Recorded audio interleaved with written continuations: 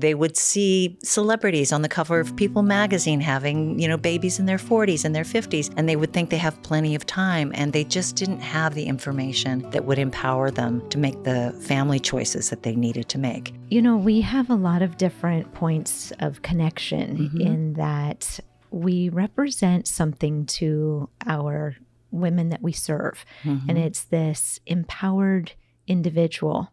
Even when our stories don't turn out the way that we had hoped they would, we still can then serve as an example or a role model, somebody who can guide women to become more okay with that process, right? Yeah. So when we met, I was kind of at the height of really wanting to be a spokesperson. And that was my role, the national spokesperson for the American Fertility Association, because so many of the clients that I'd been working with through my Yoga4Fertility program didn't have the information that they needed because it was new and there was so much shame associated with fertility struggles.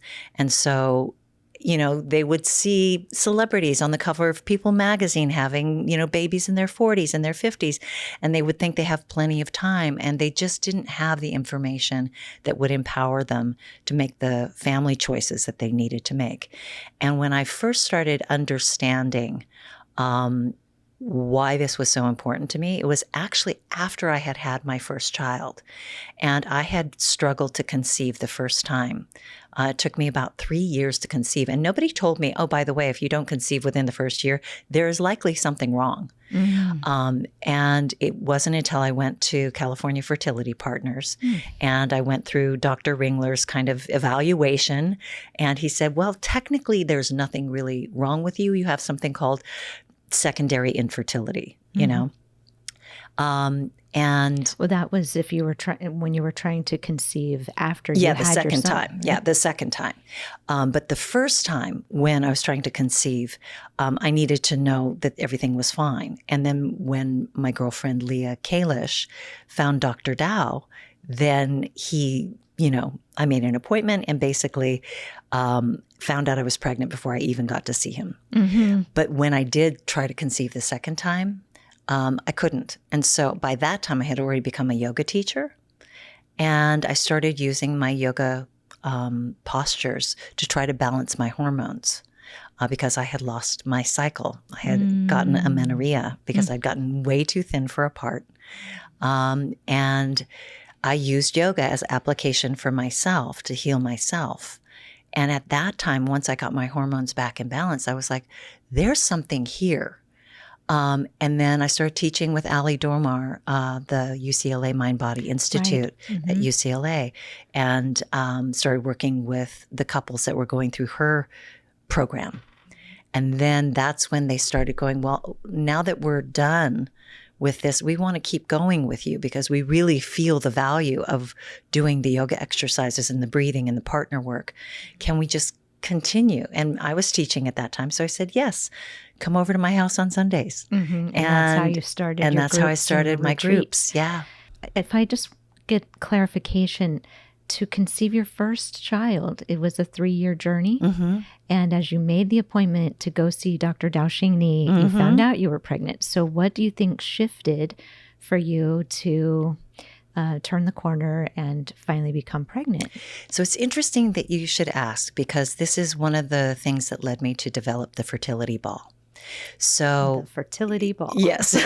There's two in a box. Right. Yes. But I had been married at the time, and my husband wanted to deepen his healing work because he had been a Vietnam vet.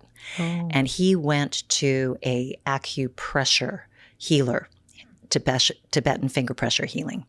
And he studied with him. And he became a Tibetan finger pressure practitioner. And at the time, I went to his teacher. And his teacher actually said to me, if you don't want to get pregnant, you should maybe start using protection, because I work with a lot of people who, once I do this on their full system, they then can conceive. And I'm like, well, I do want to get pregnant, so please do your best. And it was after I had done that work, that acupressure work, that I conceived. So that's when I started doing the yoga, and then started working with Dr. Dow and understanding the value of acupuncture, that I went, well, what about the women in the middle of the country who can't get to an acupuncturist? How are they going to help, activate their meridians, move the energy through, get the chi flowing, and work the vessel of conception points, and how can I access that for them? And so that's how that was born. Right. Well, so in knowing Dr. Dow and working with him then to conceive your second, or to attempt to conceive the second one, did you take Chinese herbs? I did. Yeah. And what did you think of those? Oh, they were awful. Right. They were awful. They stunk herbs. up the kitchen. They ruined my pots. And I decided I should just designate one pot to be my Chinese herb pot. Right.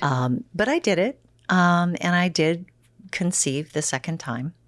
I just wasn't able to carry, because I was past my 40s. And at that time, I just thought, this work is really important to me to continue to help others.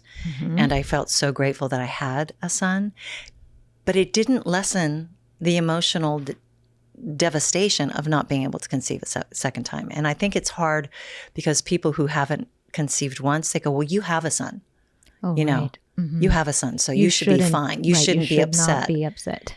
And that doesn't take away the loss of the fulfillment of your family. Yeah, the loss of the dream of having this sense of completion that two kids would provide, or the loss of the dream of you're putting all this energy into making yourself healthy, drinking the sludge, and having it pay off. Yeah. But shockingly, you still stayed in the community and became a huge inspiration to countless people who you'll never even know, whose lives you touched. Yes, and thank you. I guess for me, I came from 6 children. I was the youngest of 6. Oh, wow. And my mother, I was talking to Larissa earlier about this, my mother really believed that who you are in the world is as important as what you do. And because I was the voice of Desperate Housewives, and I had an outreach of, 30 million people a week listening to my voice, I felt a obligation to carry a message that could heal. My original corporation is called Illuminating Artists, Inc. And my mission as an actor is to illuminate the human condition. And when we have pain in our lives, sharing our difficulty, I think, helps others heal. And so for me, it felt like a natural fit to be able to use my voice to help affect positive change for others. And it was just something that meant a lot to me. Yeah, absolutely, because it is your vibration. It's not like it's your job and you turn it off when you're not on the stage and then you're mean to people. Like you are just a... Oh, there are those. There are those people who have one. I can't do that. They get one part that they can do that, but not you is what I'm saying. Your vibration is your vibration and it doesn't change. You are always illuminating a situation, a room, a conversation, a medical condition. Well, I think, that's what led me to yoga. That's why yoga was so impactful in my personal life, is because it allowed me a vehicle with which not only to educate myself about my body and my spirit and my emotional life and have that collectively working for me as an actor, but as a human being. The philosophy really helps you face the adversity. There's a really wonderful quote in Autobiography of a Yogi. There's a teacher who, a very renowned teacher, who is teaching his students, but he has cancer. And he keeps talking about, not suffering, that, there are ways to not suffer in life, that through attachment and, resistance causes suffering. And yet these students at night would hear him moaning in pain And finally they said, teacher, we respect what you're saying, but we hear you crying in pain at night. You know, you say there's no suffering, but we hear you. And he said, oh, make no mistake. Life is painful, but suffering is an option. And I think that was the thing that kind of came through with the fertility work that I did with the yoga, is helping women identify in their bodies the emotional pain they were going through, feeling like their bodies weren't their enemy, because yoga could give them pleasure. It could release energy. It could unblock tension. It became a way for the men and the women or the couples to feel intimacy when they weren't feeling intimate at all, because it was becoming very scientific conceiving. You know, they're in two separate rooms. There's eggs being put, you know, it's not sexy anymore. And I wanted to create a way for them to stay connected, to stay intimate, not only with themselves in a positive way, but with their partners. And so with the breath, with the education of nutritional content, with being able to breathe through difficulty, they started being able to stay longer. And I think that was the value that all of the REs were starting to see in my work with their clients, was they weren't giving up. They were actually going, no, I can do this, because I'm not here for the product. I'm here for the process. I can do hard things because I know I can go through that difficulty, and I'm in pain, but I'm not suffering through it. And that was really powerful to me, because I knew if I could educate them how to do this, then when they became parents, they'd know how to be patient with their children. And maybe you saved some marriages. There are tools, whether they use them or not, I can't control, but they definitely have the tools now to be conscious parents. Right. Because they were conscious before they even conceived. Exactly. That's my message too. This whole idea is a personal development, unfolding process, and an opportunity to strengthen and to get to know ourselves better, to figure out where the potholes are, the pitfalls that we could fall into, and how to sit in that discomfort. That's exactly what yoga is sitting in the discomfort and breathing into it, not resisting it, not attaching to it, but being curious. Like, what is one of my kind of things that I coined is, this is for me. Because I heard so many times in my classes, why me? You know, everything else in my life is working. Why is this against me? And I said, this isn't against you. This is actually for you, because it's causing you to slow down, and it's causing you to ask deeper questions. You can't get a degree. You can't fix it. You have to actually just be with it. Yeah, you can't throw money at it. Nope. No amount of degrees or money is going to make this go away. You have to actually just be in the process. And that's hard for A-type personalities. It's hard for anybody, but especially A-type. You have such a calming demeanor, and that is missing in this crowd, right? Yeah. And I use a little bit of astrology sometimes, and I can see, oh goodness, it's going to be like, this is a 3-year transit for them. But it sculpts them into a better version of themselves. Maybe it's a maturation process. Maybe it's a relationship change. Maybe it's a move to a bigger home. Right. There's so many factors that contribute. But if you're open to just seeing what's in front of you, and taking the time to be curious, I think people who have gone through fertility struggles are so deeply appreciative of being a parent. That's for sure. I've had so many, and I'm sure you have these stories, Danica. I think I might have told you one of these stories when we saw each other a couple of weeks ago.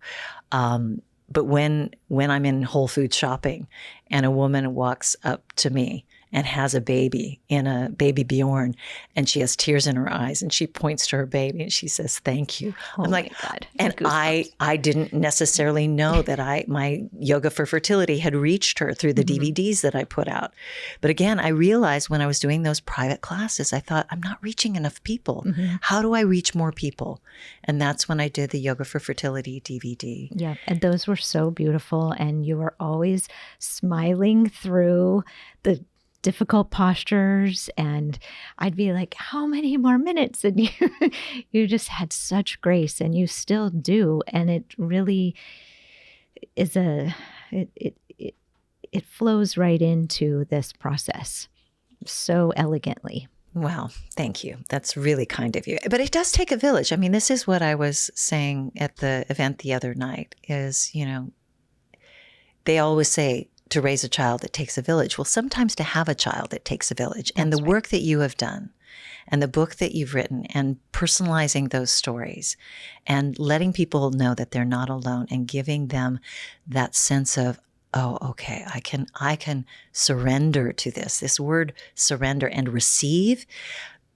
And I've said this, and I think the body, once it unwinds itself, can start to heal itself. But you have to be able to be willing to let go to then receive. And that's hard. Oh yeah, because we want that familiar discomfort Control. or pain or illusion of control. Yeah. Right? If we are used to it not working, that becomes at least a known experience, whereby I can't tell you the anxiety that the women grapple with when they do actually clear the hurdle and become a little bit pregnant. As you know, having lost that second. Yeah, actually, there's so much anxiety once they do become pregnant because they know how hard it was. Mm-hmm. So getting them through and that's why I did the second DVD, which is the Yoga for Pregnancy. And I did it in 3 parts so that people could focus either on the first trimester, the second trimester, the third trimester.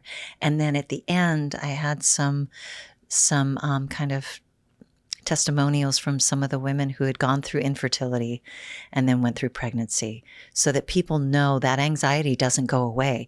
It's okay to understand that just because you're pregnant doesn't mean everything's okay. You're still anxious because you're worried that something's going to go wrong. For sure. Yeah. I have a woman I'm working with right now whose firstborn was genetically fine and normal, but then there was a birthing trauma. So now that child has cerebral palsy. Oh. And as a result of the impact to the couple's life, they did IVF to have a second child who has so far tested as a normal embryo. Genetic screening at the different points have all shown normal, but now there's a small bone in the nose structure. And they are really nervous about what will this mean. And the desire to control is turned up on high. Yeah. And my job is just to help her to stay in the present moment as much as possible without all of the information. As my second born had a hole in his heart. He had a heart valve defect. And we had to wait and see until he came out of me. Was he, quote, normal? This birth defect is all through the kid's dad's side of the family. But that not knowing, luckily, the physician said, if you want to worry about something, this will be the thing you can worry about, or you can wait to see how he is outside of the body. We'll put a stethoscope on him instead of these fetal echocardiograms. Right. And turned out Jack was totally fine without murmurs until he was 5 years old, and then 2 of them showed up. And then he outgrew those 2. So, these things have rippling effects, these traumas, and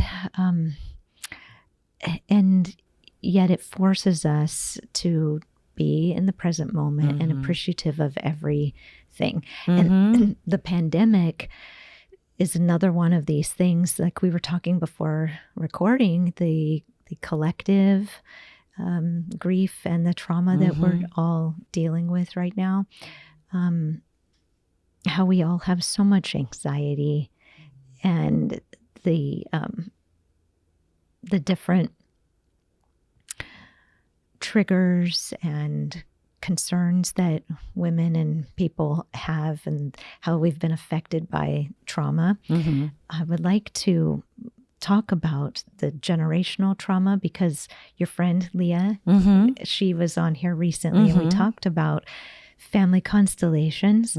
So do the two of you talk about that stuff on a regular basis? Oh, yeah. Leah and I, you know, you have friendships that are sometimes for a reason or a season, but Leah and I have been friends since we were in our 20s. I was 23 when I met Leah. She was my first friend in Los Angeles, and she has stayed with me through every age and stage of my life. Her son is my godson. Because we both had single sons, they became kind of familial brothers. They were raised together. They vacationed together. They weren't always happy to be brothers, but now in their 20s, they found each other again, and it's kind of nice. But she and I have been on such a parallel quest because we both were actresses. And then she got her master's in early childhood development because she realized acting didn't give her enough, and she was really curious because she wanted to be a parent. And then she got after she raised her son, and she started developing yoga for kids. So we both became yoga teachers around the same time. We both practiced together. We became teachers. She did a whole developmental program around yoga. And then she and her husband, we ended up doing family constellation therapy work together, and both met her teacher, Mark Willin, at the same time. And so I have done family constellation work, not only for my own life, but just as a collective, kind of support of other people discovering this work. It's really powerful. So powerful. I couldn't believe it. Yeah, it's really powerful. And the truth that comes through the system with the epigenetic work is so profound.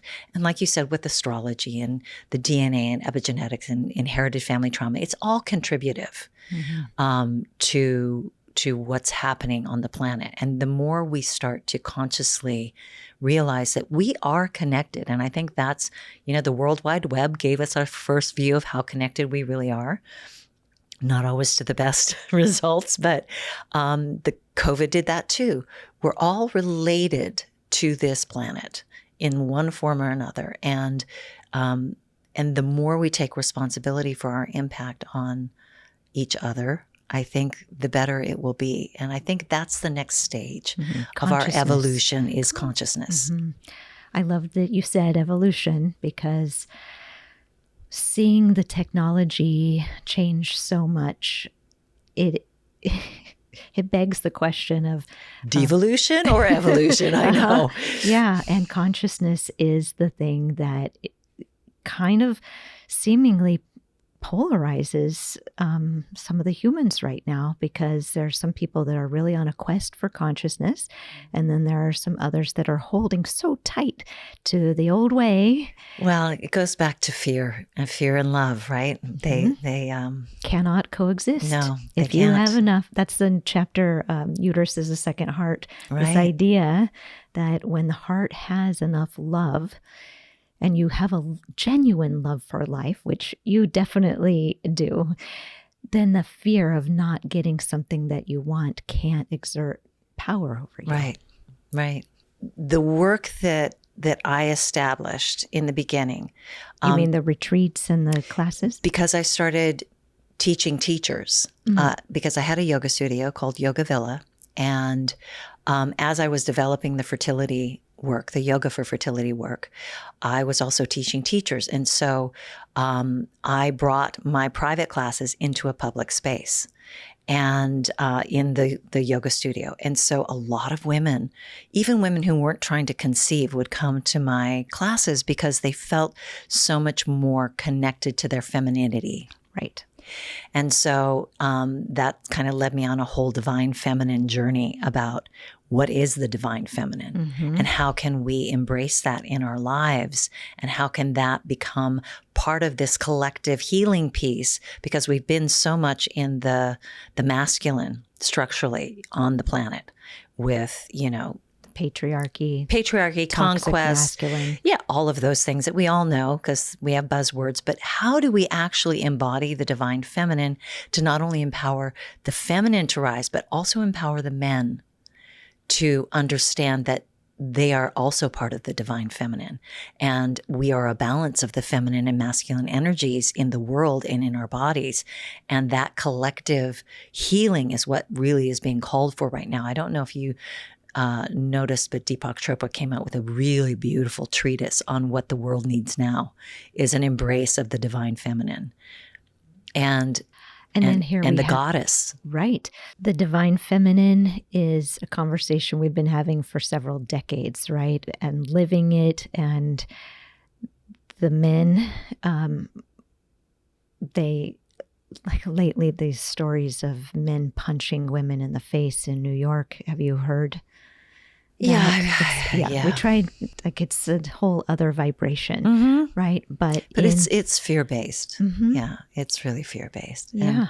And what is misunderstood is that the feminine actually empowers the masculine. Right. And you need both, but it's the healthy masculine because I don't know if you've ever done any Tantra.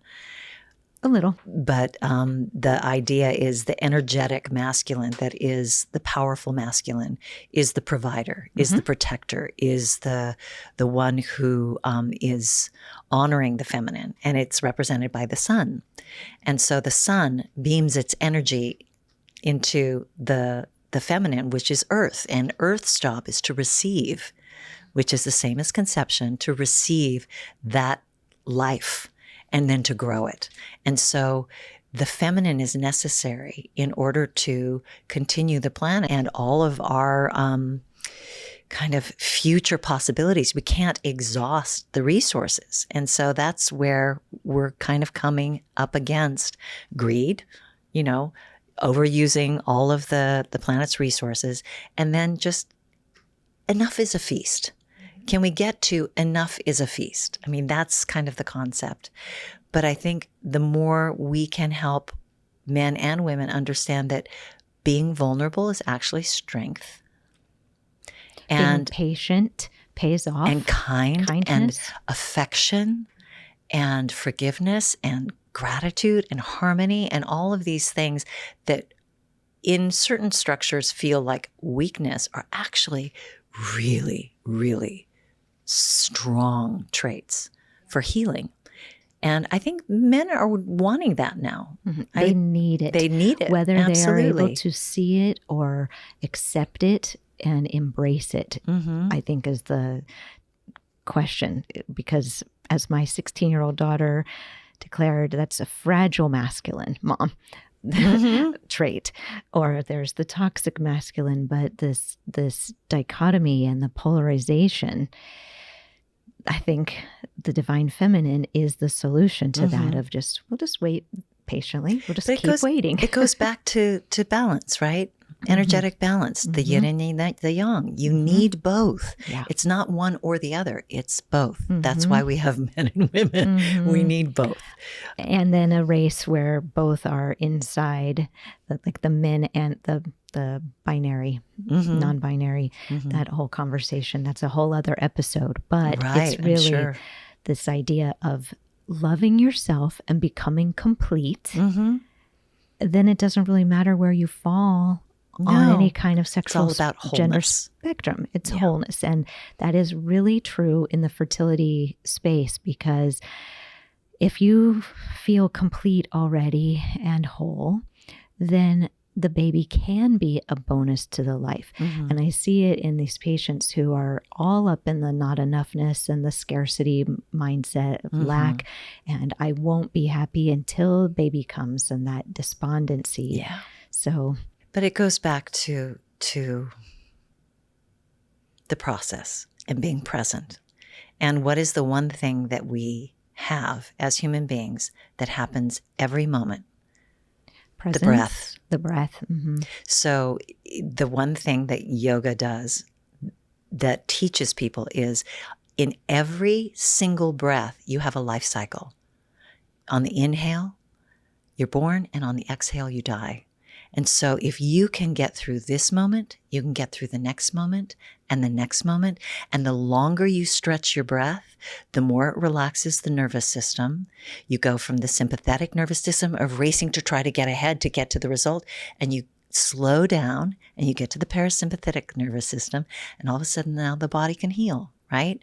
So, but the one thing we have, and I did a TED Talk on stress, and it was all about how I actually used my breath to slow down so that I could go through this process. But also, it was during an episode that I did of ER, and I was worried because I was pregnant with my son, and I was worried because I was hyperventilating because I was playing a woman who was in early labor, and I was on the gurney outside of the ER room. How far into your pregnancy? I was 7.5 months. Oh. So okay. I knew it was too early for him to come out, Mm-hmm. but I knew that my physiology, he wouldn't know the difference between pretend and real because my body was responding to the stress that I was under, Mm-hmm. and I was breathing fast. I was crying, and I remember just holding my hands in front of my belly going, his name at the time was John because we named him John Zachary Henry. Now he just goes by Zach.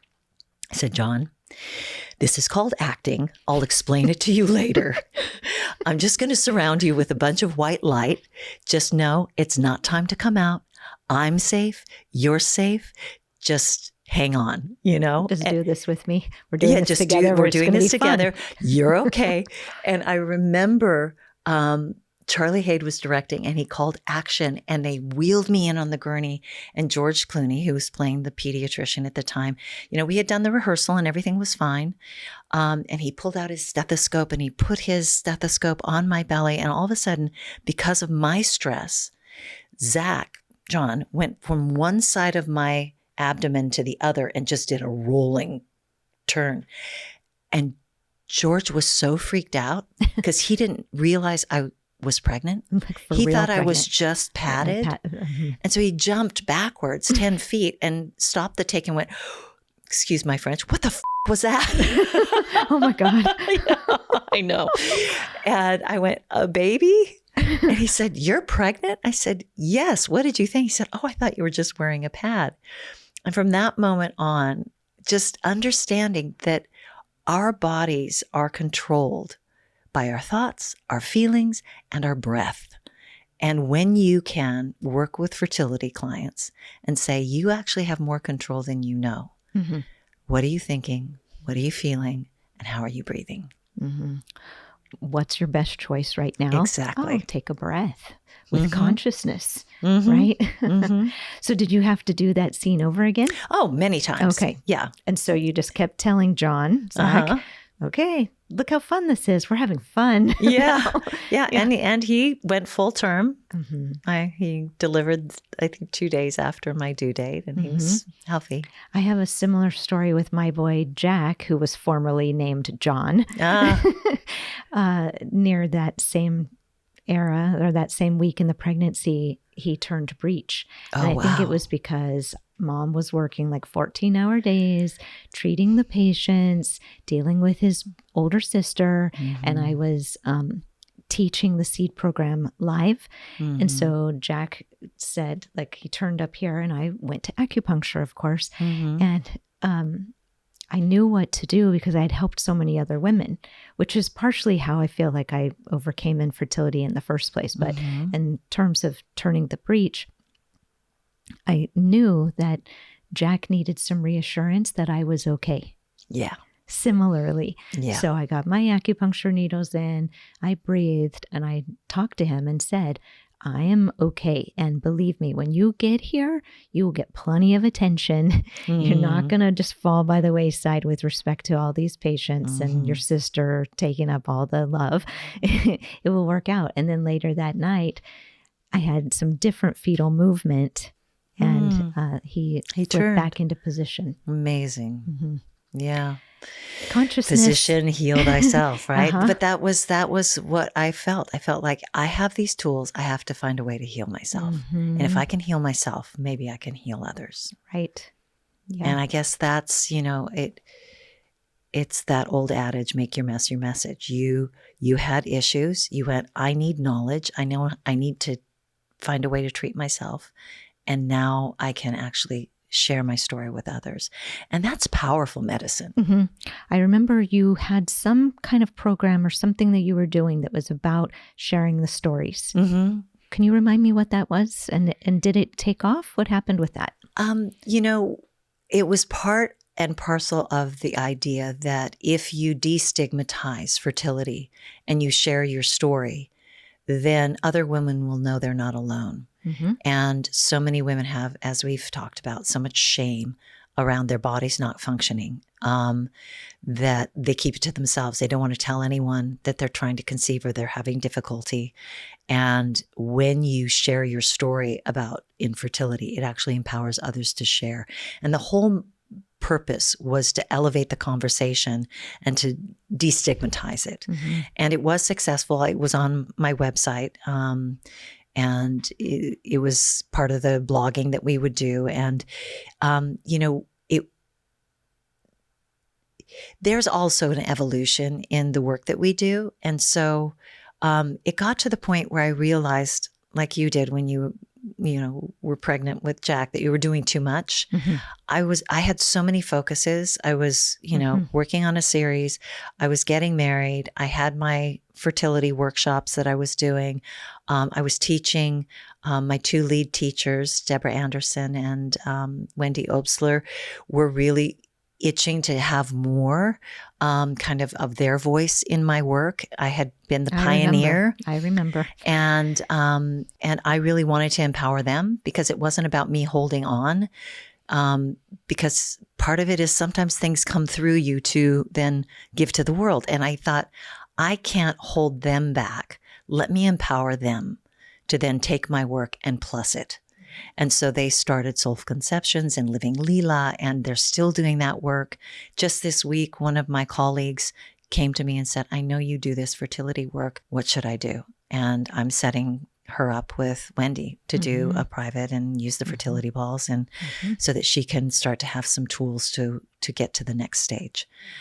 So the work continues, whether I'm personally doing it or not. I know that there is a larger mission besides my own personality that needs to be acknowledged for this. Mm-hmm. It's to give and to empower others. So even though that didn't become like a global share your stories, it was part of the process that led Wendy and Deborah to doing their work in the world. Sure. And I love that. And I'm so blessed that they care enough about what I've established to continue to give me credit for being the pioneer that helped them find their voices.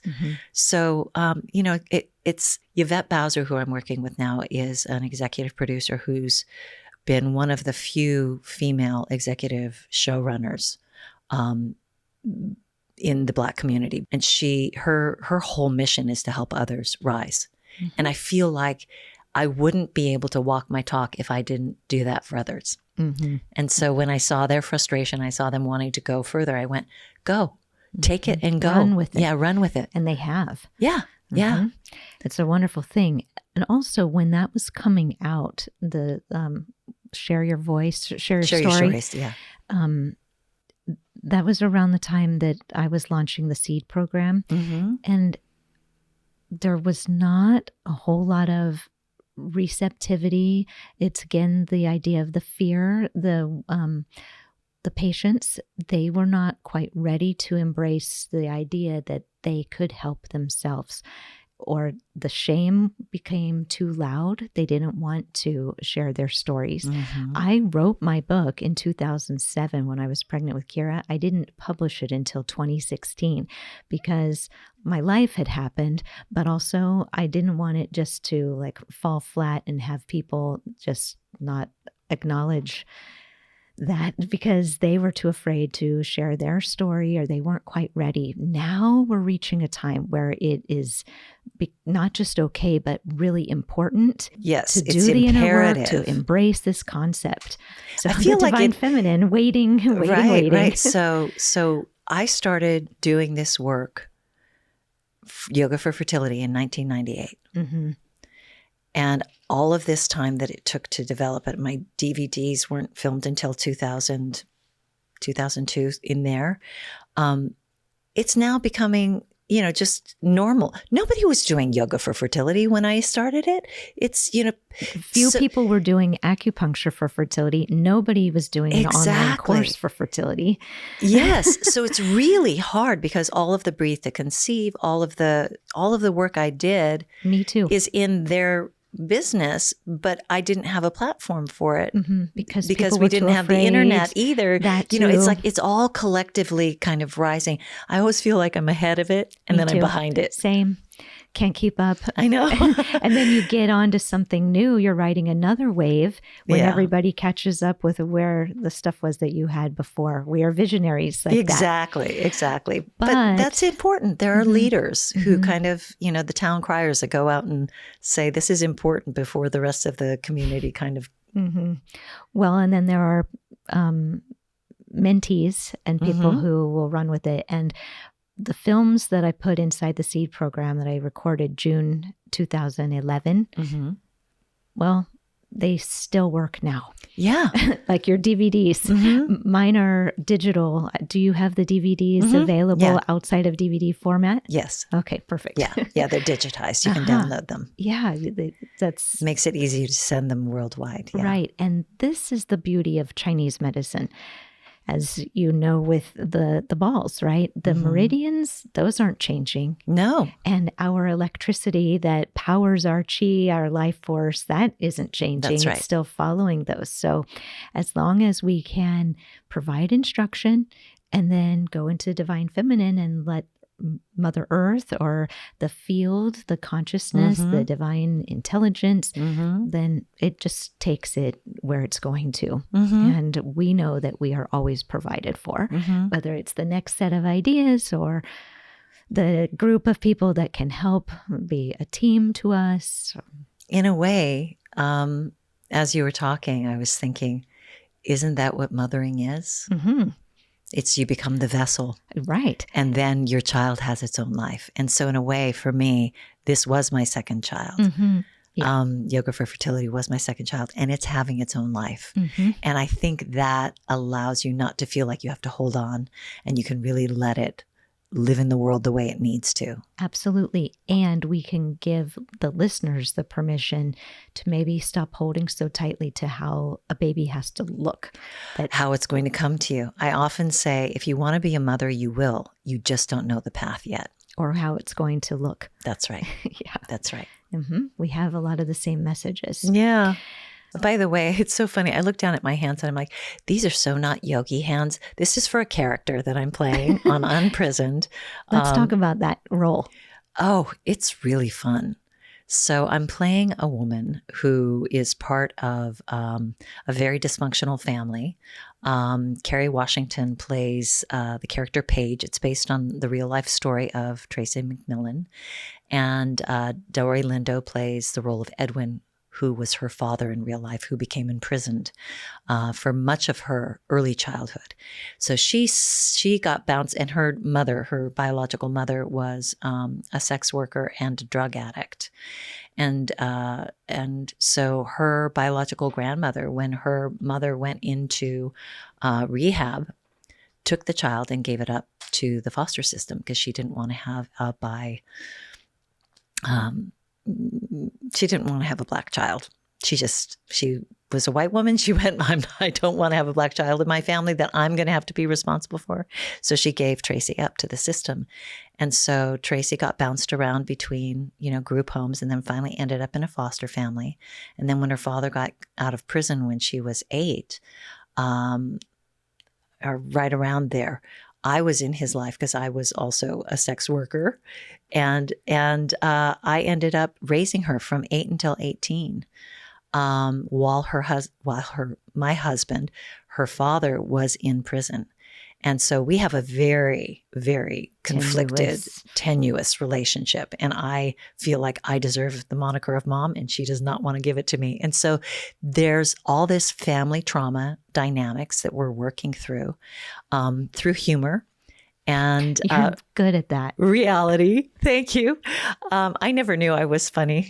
You are so funny and so light, like the gala, and you standing in as the auctioneer of those items, you know, but just so much humor and raising the prices on those silent auction items as a sidebar conversation. But yeah, it's so funny because I didn't know that I enjoyed doing that work at all until I was the national spokesperson for the American Fertility Association and started doing their fundraisers. And that's how I met all these beautiful doctors and all over the country. And raising money for a good cause. Exactly. Yeah. And for me, because the AFA supported the patients, that was the important piece.